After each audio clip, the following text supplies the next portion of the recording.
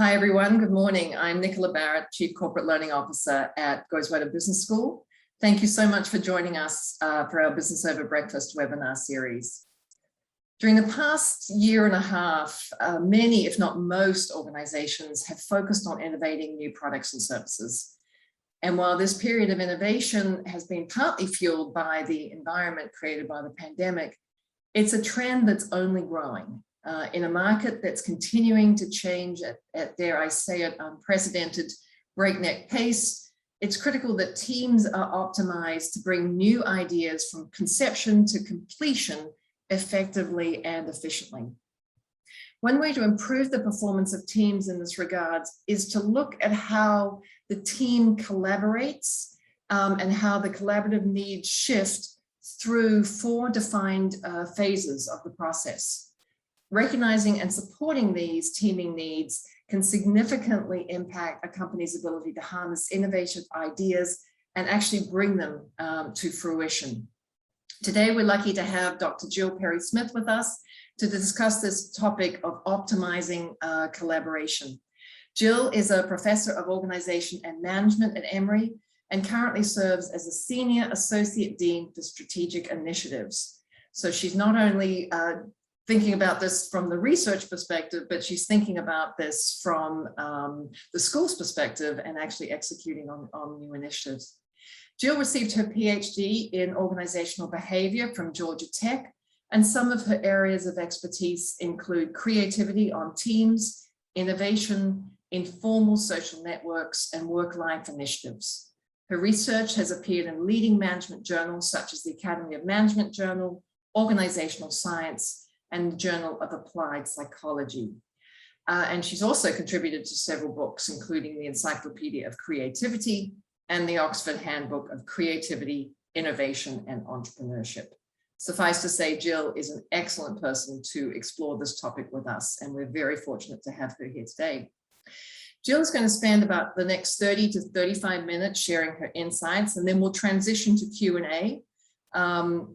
And so please put those questions into the Q&A box, and we'll do our best to answer them all. So enjoy the morning. This is an important topic, and I am going to be listening with all ears, Jill, because it's such an important one to the future of our organization, the future of so many organizations as we try and look for new growth opportunities and grow our organizations sustainably into the future. So enjoy the morning and look forward to continuing the conversation with everybody at our next Business Over Breakfast too. So thanks, Jill. Thank you. Thank you for having me. It's my pleasure to be here on what in Atlanta is a pretty cloudy, overcast day. And we're not talking about mood, but if we were, there is some benefit to this, kind of solemn mood created by our current weather state. Today, though, I'm going to talk about the idea journey and suggest that the journey from conceiving of an idea to that idea changing the field is quite long. And it's marked by a variety of distinct phases. And what's interesting, each phase has a different need. And if we understand the need of each phase, then we understand quite clearly that the collaborative requirements change throughout the journey. So what I'll suggest and hope to leave you with is the core nugget that in order to be successful for this, highly innovative and high potential growth idea to survive the journey and change the field, what's required, what we need is collaborative flexibility rather than an over-reliance on one collaborative approach, such as teams.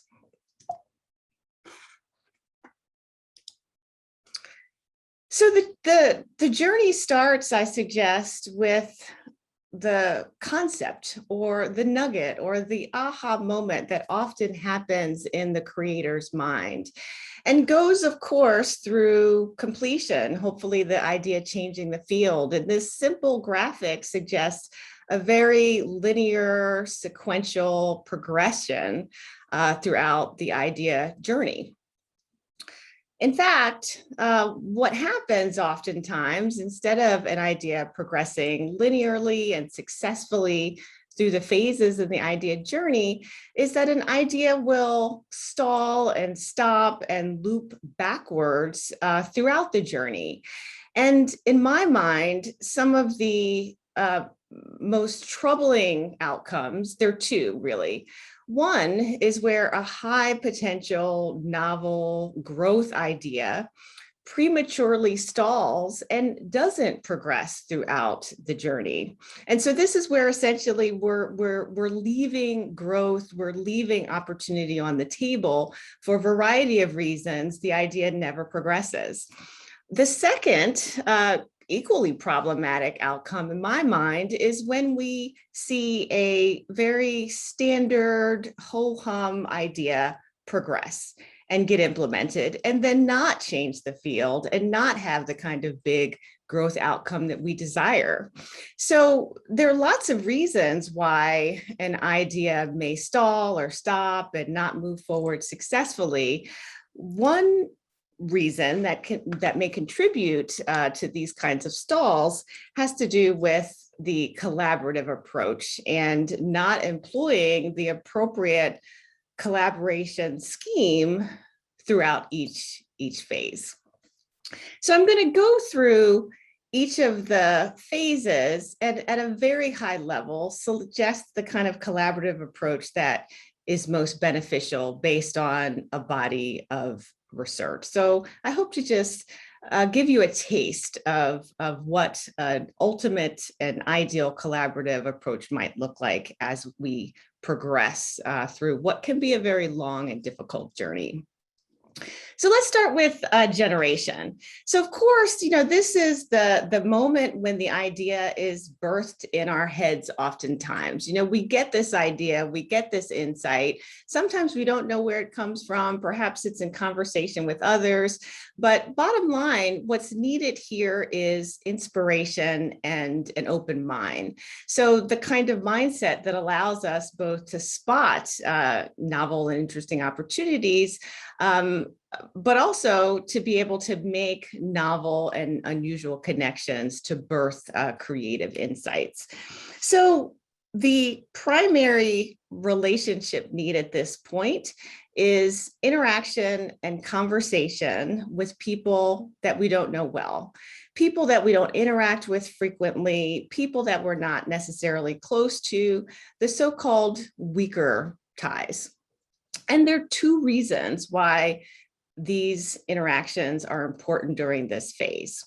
So the first is we're more likely to get exposure to different perspectives when we interact with people that we don't know well, that we don't interact with frequently. Oftentimes, these are the individuals that come at problems from a different perspective. Maybe they are housed in different functional areas. Maybe they work in different industries. Maybe they're in a totally different field or line of research or work. So the first reason is these weaker relationships are our best access to different perspectives. And this helps us get unstuck and see things differently. The second reason, which I find to be particularly fascinating, is that we actually pay more attention to novel insights that we get from people we don't know well compared to people that we do know well. And this is because oftentimes we don't know what to expect when we're interacting with or conversing with someone that we don't interact with frequently or we don't know well. We expect almost something different. And so we pay attention to those novel insights. And this is despite the fact that people will report and say that the novel insights that they get from people that they do know well are more useful. So at this point in the process, the most beneficial collaboration stance is to interact with many people that we don't know well. And importantly here, the focus is working individually and not working within a team. There's a body of research that suggests that teams are actually less creative during this phase than individuals for a variety of reasons. There are a variety of social dynamics that happen within teams that undermine the potential for teams to be creative. So instead of working in a team during this phase, what I argue, what I suggest, and what I implore you to think about is working individually, but being inspired by these interactions. So elaboration, so this is the point where, we have this novel insight in our head. It's a core rough concept, and we begin to develop it a bit such that we can possibly share it with others. So in some fields, this may be developing a prototype. It may be a storyboard in other fields. It may be several paragraphs that allow us to more fully describe the idea. This isn't implementation, so we don't have a fully, fleshed out design or blueprint, if you will, but enough such that we can share and talk about it. So what's needed here, we need support and encouragement. So what we have to remember is that putting forward a novel or even seemingly wacky, unusual idea comes with some risk. These are ideas where there may be little precedent when it comes to evaluating the idea. Maybe there's no benchmarking to show that this is a great idea. Maybe we fear that people will think we're a little strange or out there or off if we put forward something that is quite novel relative to our context. So what we need during this phase is the support and encouragement that comes from our closest friend, our creative confidant, I like to call it. So this is the person that we know incredibly well, that we can talk to, we can be vulnerable with, we can share a wacky idea. And this is the person we're more likely to get support and encouragement and that extra push to go forward, when we're questioning whether or not we should reveal this idea to gatekeepers in the field. So an example that I think is particularly striking here is Alfred Hitchcock, who arguably is one of the most prolific directors in film. He often shared his ideas with his wife, Amma Ravel. She was not in the field. She was not a writer. She was not a director. But at times when he doubted his wacky or crazy idea for the time, she was the one to support and push him. The other way to think about it, which I remember, is some describe ideas during this phase as an ugly baby. So helpful and supportive suggestions are useful, but too critical evaluation is not useful and will not go over very well during this phase. So at this point, we don't need the expert, sort of detailed critique of the idea. We need the support to continue to push that novel idea forward. And it's interesting, we see in some of the research that I've done with a variety of different co-authors that in fact, when individuals converse with people that they know well during this phase, that close friend is likely to build on the idea. So for example, if the person suggests, hey, how about a mug? The close confidant is more likely to say, yeah, a mug sounds great. How about we make it a mug that changes colors as the temperature changes? This building and encouraging the idea. During this phase, in contrast to the generation phase, interacting with weak ties can be detrimental and can cause the idea to stall. What we see is, weak ties are great with suggesting different alternatives. But when we're a creator, we're questioning our idea, we're not sure, and someone is offering new ideas. Instead of a mug, they're saying, how about a pencil? Then we start to think, well, maybe our idea isn't so great. And then we abandon the idea. So elaboration, we need a creative confidant and our closest friend, essentially. So promotion is all about selling the idea. So here we want resources, and that can be political cover if we're in an organization or a firm. That might be time to work on the idea. It may be funding or money for the idea. So during the promotion stage, we're actually taking this elaborated idea out into the field and essentially selling it and getting supported. So we need influence and reach at this point. The collaborative stance here is about connecting in with the person who is the network broker. So you can see the picture on the bottom. This broker in the middle is the person who's connected to a variety of different social groups or units within the organization in an informal way. So this is not necessarily by virtue of the broker's formal position, but they're informally well connected to these different groups. And so the creator wants to find this person, connect in with this person, get his or her support so that the broker can help with reach throughout the network. From a psychological perspective, one of the things that's interesting about this broker is this person has a great translation advantage, we call it. This person is used to connecting with people, perhaps from different units who have, different norms, different ways of communicating, different decision-making metrics that they value. And so this person becomes well-versed at translating. So this is a person that can take the idea and figure out how to translate and talk about it with others throughout the organization. So at this point, the weaker ties, the creative confidants, not so much, but plugging into this broker is the collaborative stance that's most important. And so you can see how the collaborative stance is shifting, or the collaborative requirement is shifting throughout the journey. And then lastly, during implementation, there are two things that are happening during this phase. So there's the development of the detailed specifications.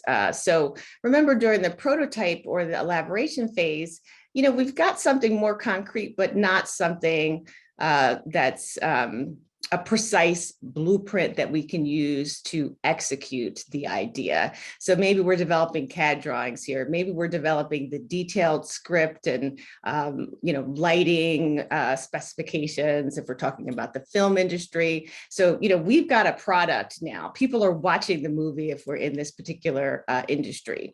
So the important need here from a collaborative stance is shared vision and trust. So at this point, it's critical that the individuals engaged in the project jointly believe in and back the project's core goals. It's important that there's a lot of trust among individuals who are working together to execute the project.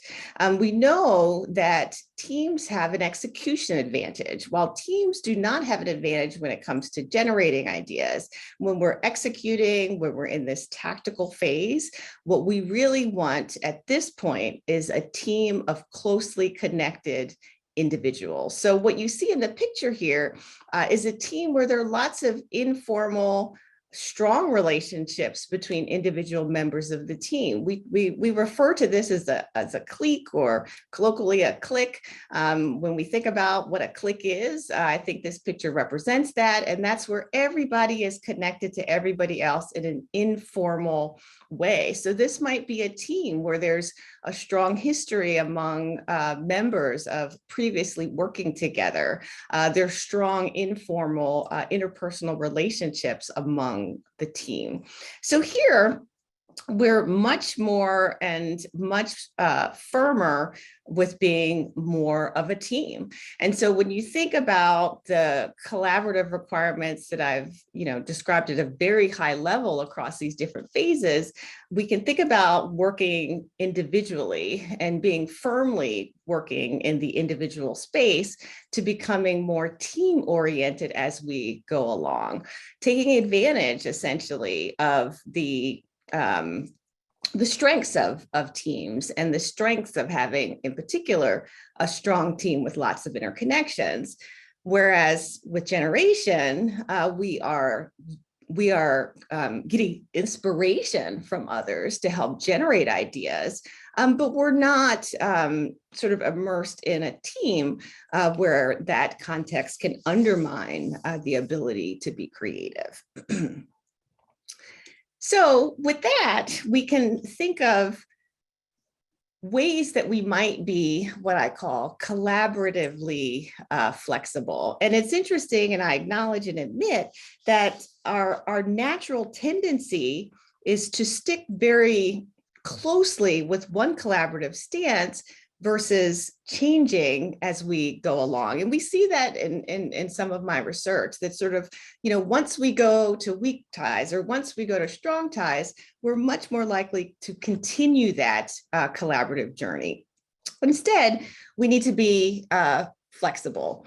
So the first takeaway is not to look for inspiration and new ideas within a team. I argue that there is the tendency to over-rely on teams.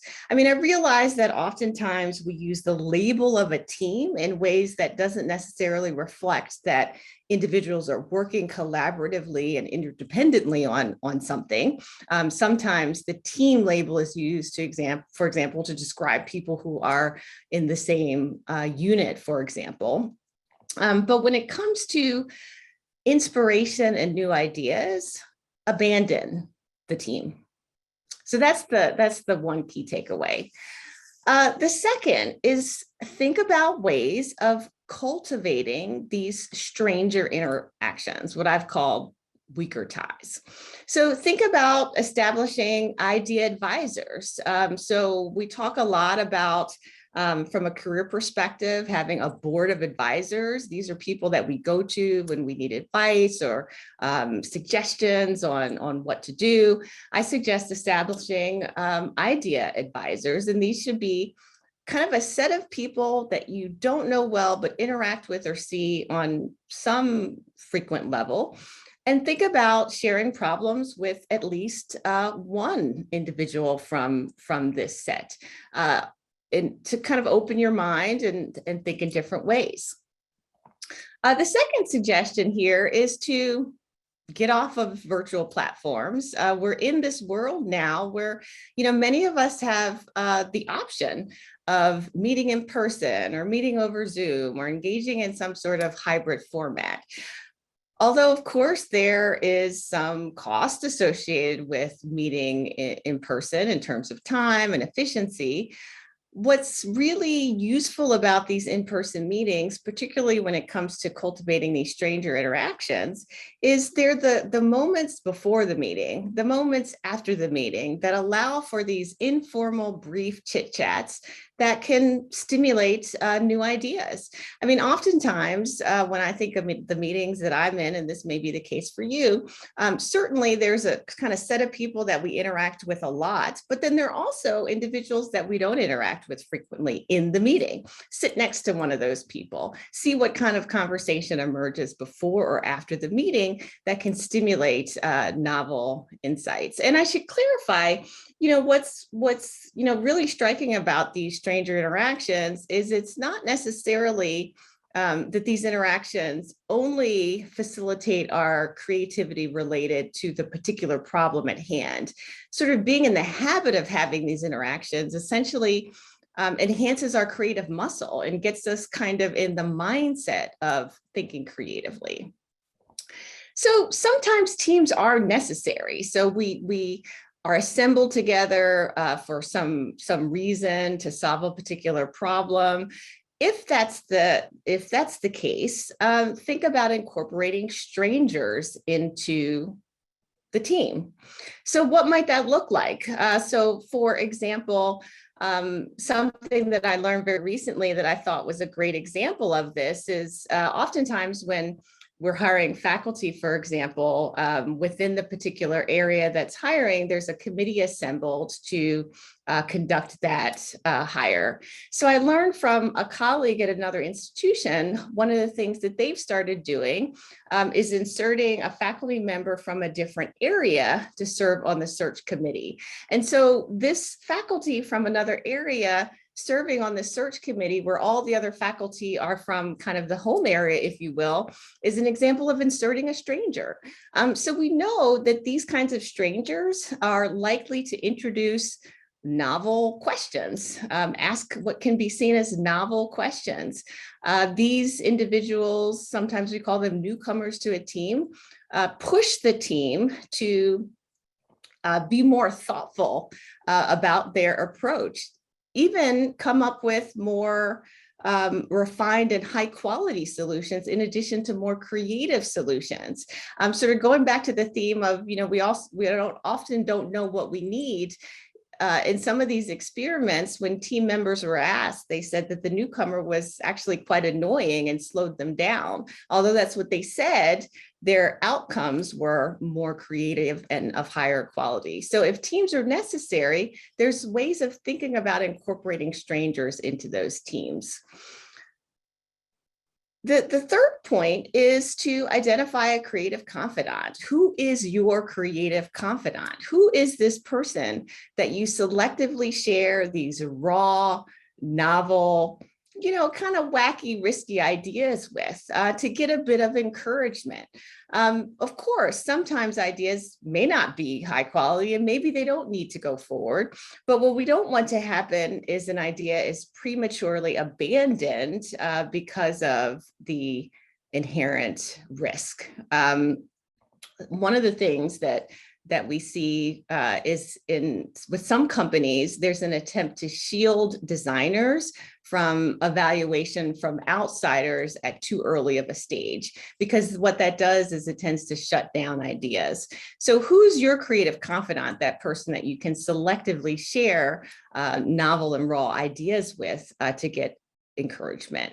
And then the last point is leverage teams to execute and think about strong member-to-member interpersonal interactions. Sometimes as leaders, or those of us who are assembling teams, we think about the relationship that we have with the individuals on the team. Instead, what's critical to think about is the extent there is some shared history or strong relationship among the team members themselves.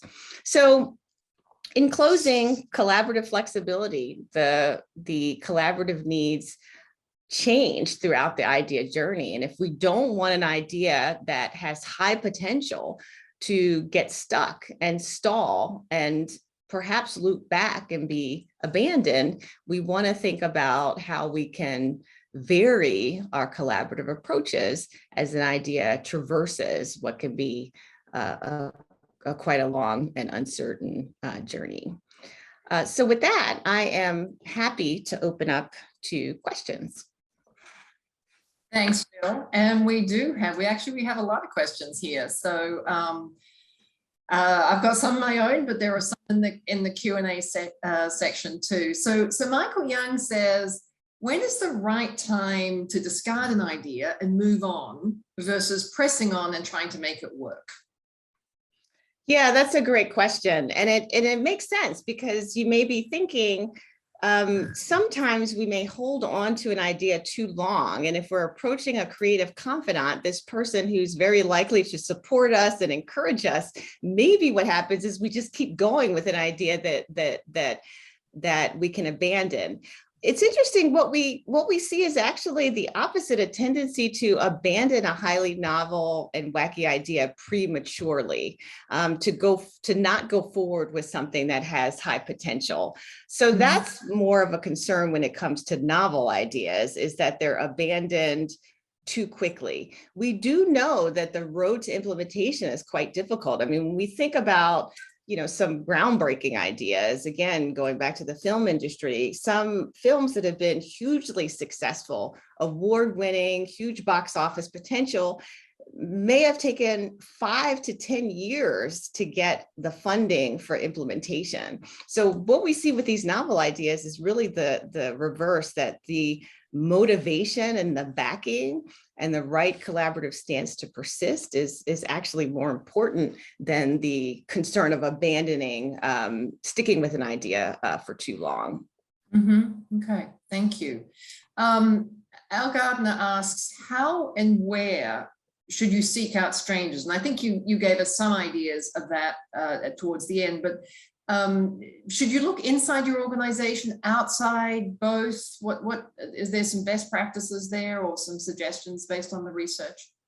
I would say both. I mean, one of my early studies, I found that The reason that weak ties were more helpful was because they were connections to, and this was in a kind of an R&D setting among scientists, they were connections to scientists from other disciplines. And other kind of lab units within the firm. So if we're talking about within our organization, it's thinking about talking to or connecting with people, perhaps from different functional areas, different units. Those would be kind of ideal or prime kinds of weak ties.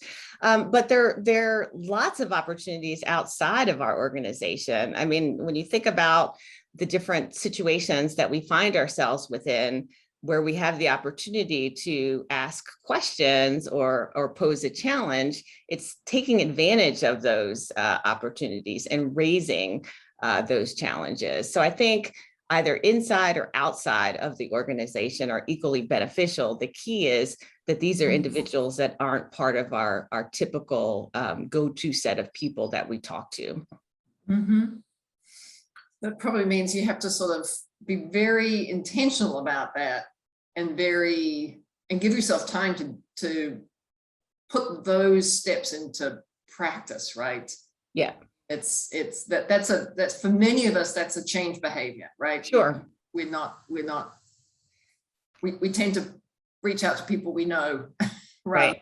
Those that are on the outer edges of our networks. And it's sometimes raising a topic with people that we wouldn't typically, raise that topic with, right? So we're, I don't know, at our child's soccer game and we're talking about, the soccer match or something. And we see this person, I don't know, once a month as we're watching the game and we talk about general parenting stuff. Well, what if we talk about, what if we ask about a quandary or a problem or an issue with that individual as a supplement to that conversation? That's an example, again, that requires a change in behavior slightly, but is an opportunity that already exists.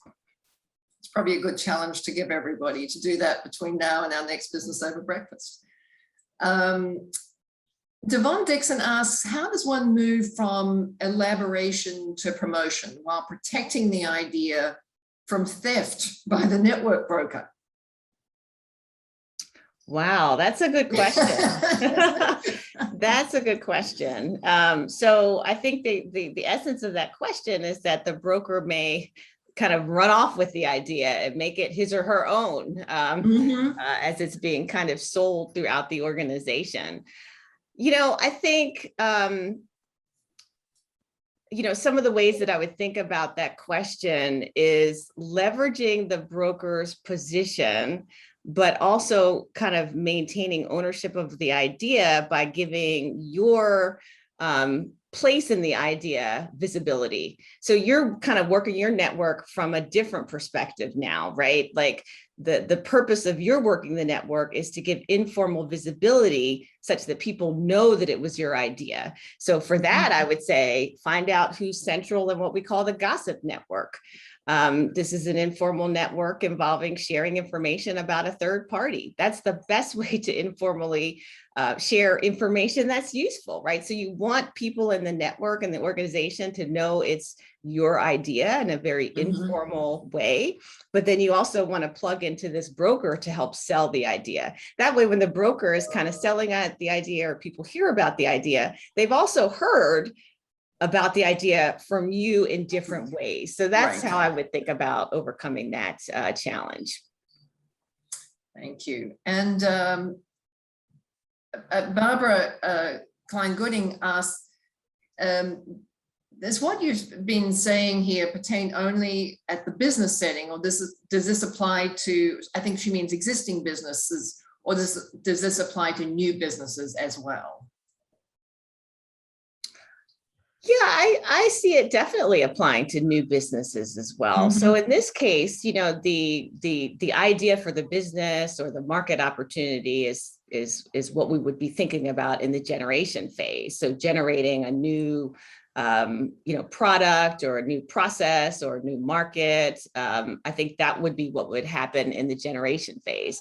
Elaboration is, would apply to fleshing out that idea a little bit more, coming up with a business plan, maybe not a full business plan, but something that is shareable with others. So certainly I think the ideas would translate very well to, kind of a startup entrepreneurial new business setting, as well as kind of the idea process within existing organizations. Okay. Joshua asks, is it possible to recognize that we've abandoned an idea prematurely after the fact? So are there any indicators to keep in mind in order to recognize that perhaps we've made a mistake here by giving up on something too early? Well, I mean, so that's a difficult question. I mean, I think, one of the best indicators is whatever the solution is, or the idea that's going forward is still not fully satisfying. There's still some constraint that the idea that's progressed instead, that idea still does not satisfy, or the potential of the idea is not where you want it to be, then that would say kind of go back and revisit this idea that was abandoned, perhaps prematurely. So that's kind of how I would think about it, is when the idea that progresses is not suitable. The other thing to do is to put that idea in front of different people, right? So the question is, has the idea been abandoned because, who the idea has been put forward to has not recognized the potential value of that idea? I mean, some of the interesting research that has come out, describes how managers are bad at spotting these high potential ideas. Fellow creators are really good at spotting these high potential ideas. So was the idea put in front of managers or those not as involved with the creation too early, who are more likely to be thinking about all the reasons the idea is not going to work, it's too expensive, it hasn't been done, et cetera, et cetera. So maybe the idea needs to be put in front of some other people to get a better sense for, was this idea abandoned too early for reasons other than, its novelty and high potential? So, what phase, I mean, is there any research that would say, that it's this phase that companies or teams struggle with most? I mean, is it that initial phase? Or does it depend on the organization and the team and the people who come up with the idea? Yeah, I think it depends. It depends very much on the setting and the context. And I think that's a good question, for everyone to kind of self-evaluate, as you kind of think through your world and your organization, where might ideas get tripped up in this setting the most? In the film industry, I'll go back to that again, because I think it's quite a interesting setting to think through. A lot of times the elaboration phase isn't so problematic within that industry, but it's the promotion phase that's the most difficult and takes the longest time, and ideas get very much tripped up within that stage. And there are lots and lots of examples of films that almost were never made that ended up to go on to be very highly successful films. So I think it might be industry dependent, and I think it would be a very useful exercise to kind of think through your setting and where ideas may get tripped up the most. The other thing is, with the generation phase, it's very difficult to even know, because sometimes these ideas get stuck in our heads or others' heads. They never get out. They're never spoken. So we may not even know that there is, this high potential for novel and creative problem solving. But I think it's useful to kind of think through that. So Larry Sturman asks, if you reuse strangers, don't they become close contacts eventually? And if so, does this mean they may then be more useful in the elaboration phase, and you need to sort of keep bringing in a pool of new, strangers? So yeah, that's an interesting question. So it's true that some strangers will convert to being close friends. And Mhm. oftentimes, I mean, when you think about it, these are people that we have some connection with, right? Like we like them, they're like us in some way, the conversations are easy, they get us. So those are the relationships that will convert more quickly to be, a close friend and a close confidant. But then there are others where, there's some degree of either difference or there's not a connection, and they just kind of stay in that stranger weak tie space. So those are ties that could potentially continue to exist as weaker relationships. But you're right. I mean, it's always thinking about the weak ties and who can serve that role. Many times they're in our midst and we just don't think about it. Like I mentioned, I've really enjoyed in-person meetings and the opportunities to have these little conversations after the meeting. And perhaps it's because of what I do, but I'm very much attuned to the nuggets and the energy I get from those exchanges outside of the formal meeting with people that I don't typically interact with. So sometimes they're already there. It's just having these conversations. Mhm. So how do you help people, or how can you help yourself sort of move away from how you sort of normally behave, how you normally seek out information, how you normally sort of think about an idea? I'm starting to worry about, what ideas in my team have I just, quashed because it hasn't come across, so I haven't thought about it the right way, or I haven't been, focused on it the right way. How do you get yourself out of that, let me say, rut, and into the sort of new space where you're thinking about what could be, how do I reach out to, those strangers? How do I put these phases into practice, I suppose, is my question. Yeah, so I think what you're asking is almost how do you develop habits where this becomes very natural? So I have a partial answer to the question, and that is coming up with systems that allow this to happen. So, for example, there's some really specific strategies that we can employ within teams to kind of get at this, kind of stranger new idea inspiration piece. And that is, if we're in a meeting, we can think about generating ideas individually and then giving voice to those ideas collectively. So if we start to have some specific processes or strategies in our toolkit that we can employ, then that helps us to kind of formalize this.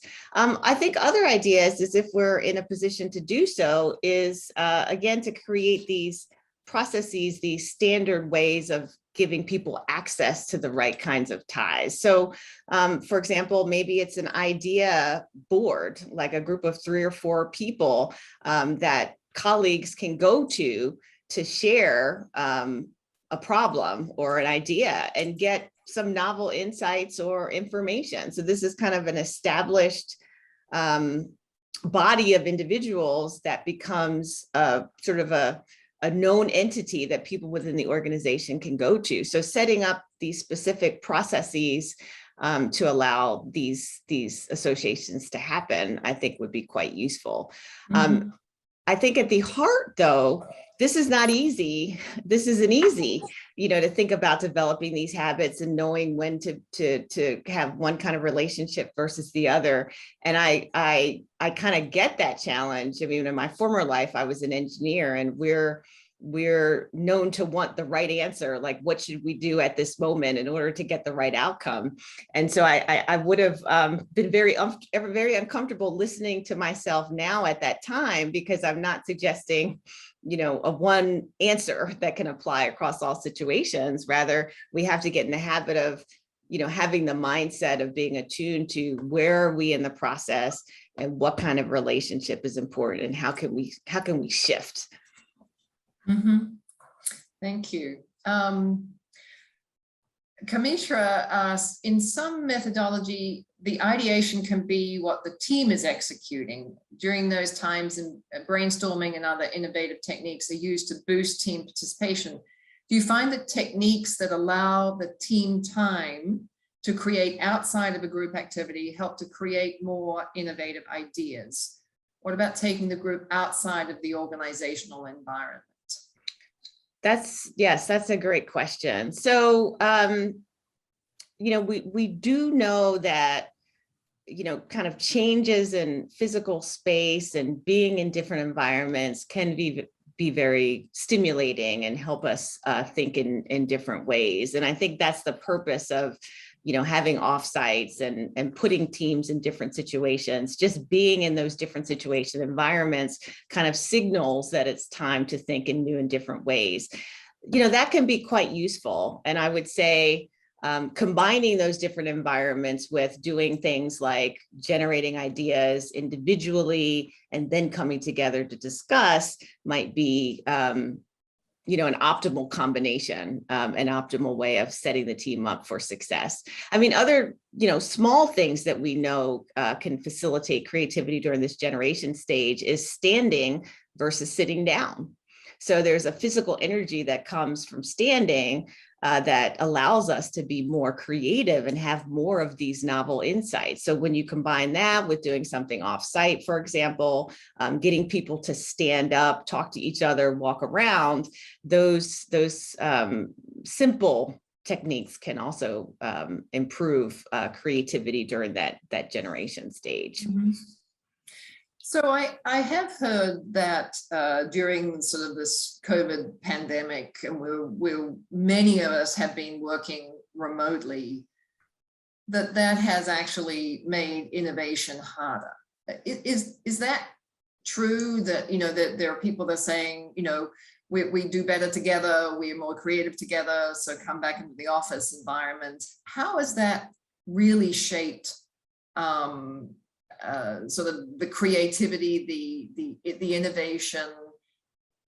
I can see from what you've said, in some ways it might help, and then in other phases it might hinder. So yes, exactly. And it's a really great question that I think a lot about. I mean, we don't have a lot of concrete research, to say how our current environment is influencing creativity, but certainly we can think of what we do know from existing research and infer how our current environment is affecting our creativity. So the thing that I worry a lot about are these informal, casual interactions that we miss by being at home, going from Zoom call to Zoom call. These casual, informal interactions, in addition to perhaps being interactions with strangers or weak ties, but these are kind of like the chance interactions that can be very stimulating when it comes to creative ideas. And we're missing those kinds of interactions. And without those kinds of interactions,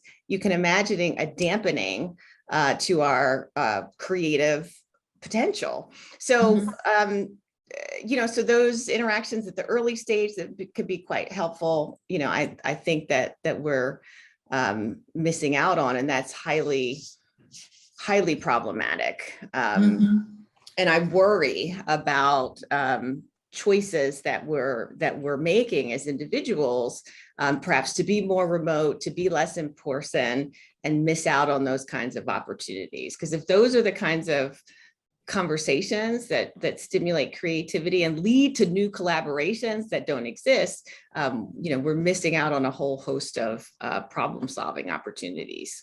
Right. Interesting. We just started our first in-person open enrollment program yesterday on design thinking, and it was so fabulous to see everybody, and they're up working together, and they're practicing empathy interviews and all of that sort of thing. Sure. So really, and then imagine the conversations participants are having with each other as they leave the room, as they go on a break, as they walk to the restroom, as they go to their car. Oftentimes there's a continuation perhaps of a conversation during the general session, or an idea that was sparked during that general session that someone didn't voice within the session, but is still on their mind to talk about. Those are the interactions that we miss when we're remote. Yeah. So I hope I'm pronouncing your Pattern. asks, how can you leverage your idea after setting up a prototype so it can get support from management, even though there may not be any immediate benefits visible? So I'm assuming that means that benefits may be down the track, but not immediately. Yeah, and that's the problem with highly novel ideas. Sometimes it's difficult for gatekeepers, if you will, to see the benefit. There's not prior precedent, for example. It's difficult to figure out how to evaluate it. We often know that, despite saying we value creativity, sometimes we don't accept it when we see it. And so that's where really working your network such that someone can help push that idea forward. So you need someone that has this informal influence over others within the organization. It doesn't have to even be anybody in a formal position. So in the film industry, the assistant is key, right? The assistant to the person with the funds is the key to getting ideas before those gatekeepers. So figuring out and identifying who that person is really important, and getting their buy-in, because that person can translate the idea, knows how to sell the idea, has the ear of other people within the organization, and can help work through, the challenges associated with the gatekeepers not understanding the potential of that idea. Right. Yeah. Gary asks, as the journey begins, is there a time frame for each phase that you should keep in mind as you develop your ideas? We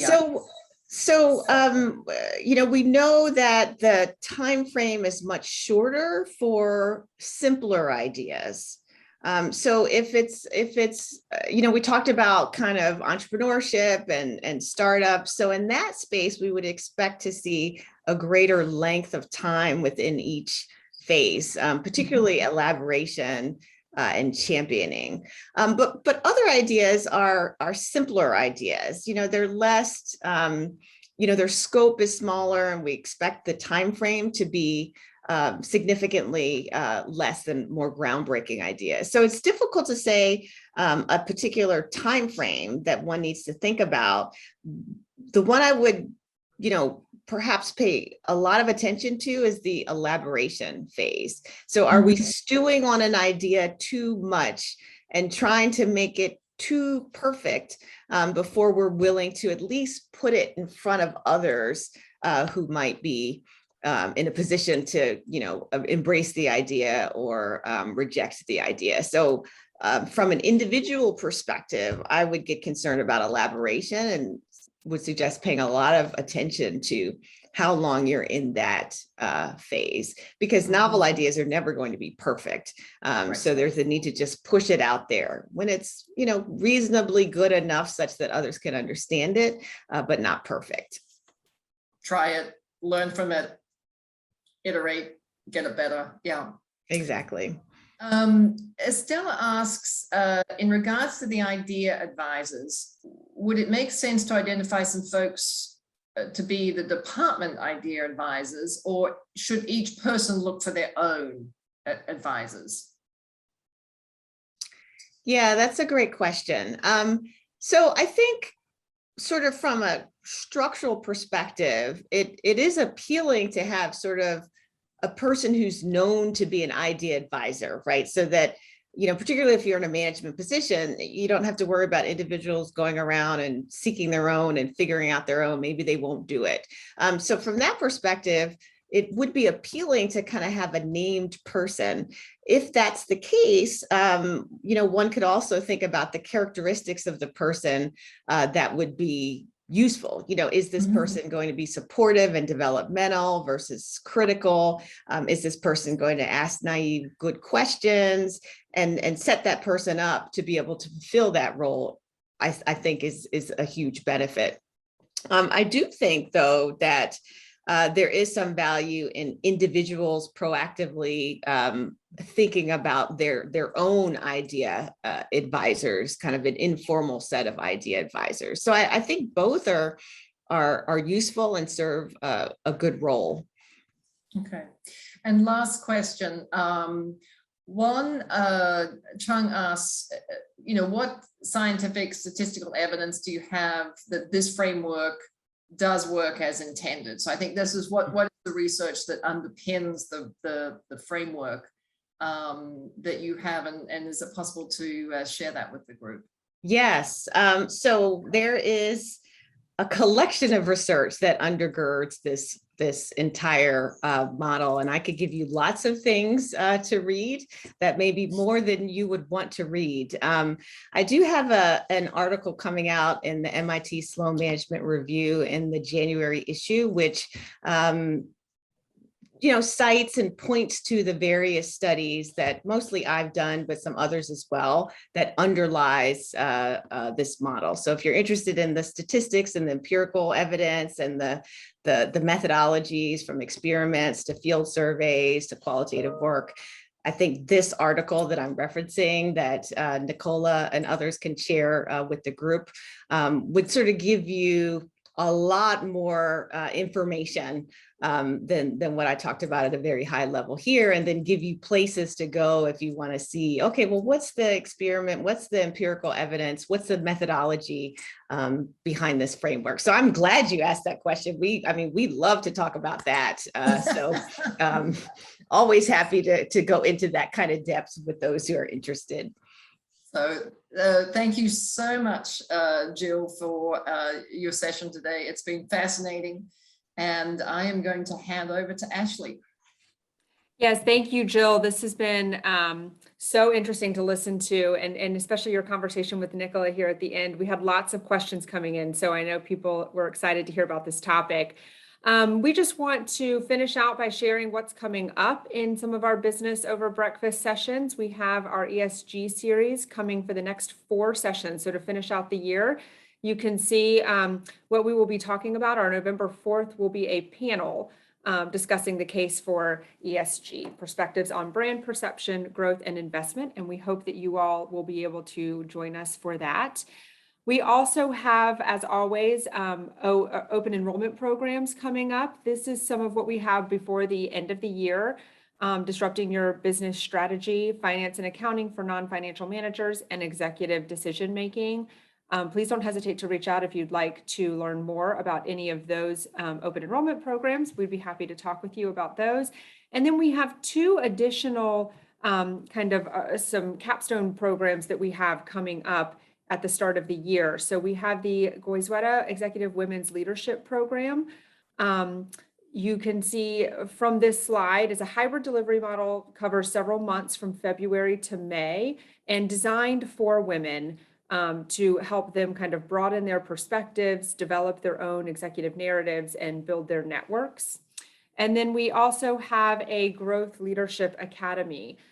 So for those of you, which I think is pretty much everyone these days, looking to grow in sustainable ways and continue to expand their businesses and develop their growth leaders from within, we have a program that runs again across several months, helping you develop those skills to see opportunity, design, unlock, and lead growth in your organizations. And that's through a highly interactive program. So please don't hesitate to reach out if you would like to know more about any of those options.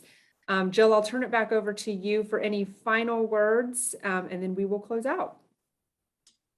Thank you. I've enjoyed being here. Remember to be collaboratively flexible throughout the journey. The journey that an idea traverses is quite long and marked by different phases. And as we think about each phase, we need to think about the specific collaborative needs that go along with that phase. So try not to over-rely on one method. Don't over-rely on the team. And remember to be collaboratively flexible so that high potential novel idea could go forward and change the field, change the organization, or change the department. Thank you. It's been a pleasure, and feel free to reach out.